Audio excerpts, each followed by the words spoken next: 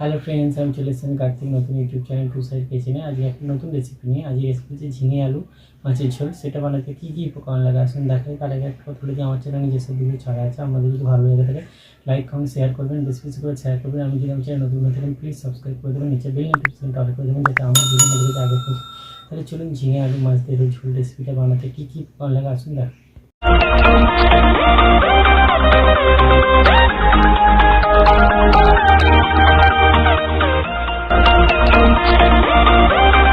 ঝিঙে আলু দিয়ে মাছের ঝোল রেসিপিটা বানাতে কী কী উপকরণ লাগে আসুন দেখি। তার আগে একটু কথা বলে দিই, ভিডিওটা প্রথম থেকে শেষ অবধি দেখার অনুরোধ রইল।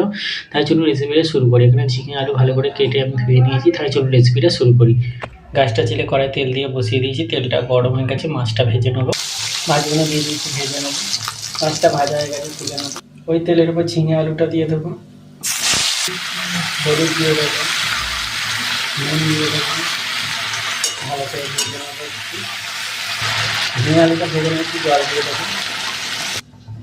জল দিয়ে দিয়েছি। এবার কাঁচা লঙ্কা 4-5টা আর টমেটো কুচি দিয়ে দেবো, দিয়ে দিয়েছি। ভালো করে ঢাকা দিয়ে সিদ্ধ করে নেবো, জলটা একটু কমিয়ে নেবো। আলু ঝিঙে সিদ্ধ হয়ে গেছে, জলটা অনেকটা কমে গেছে, এটা নামিয়ে নেবো। ওই কড়াইয়ের উপরে একটু তেল দিয়ে দিয়েছি, দিয়ে কাজু বাদাম, পোস্ত বাটা, লঙ্কা, হলুদ আর জিরে একসাথে দিয়ে দেবো।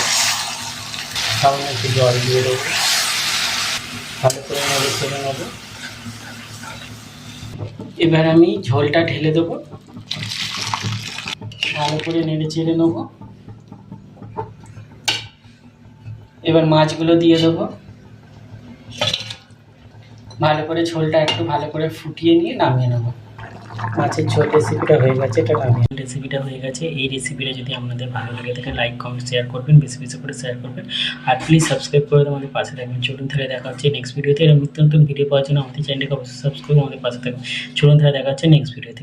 আর ঝিঙে দিয়ে আলুতে একবার এইভাবে ঝোল বানিয়ে খাবেন, অবশ্যই খুবই ভালো হবে। চলুন তাহলে দেখা হচ্ছে নেক্সট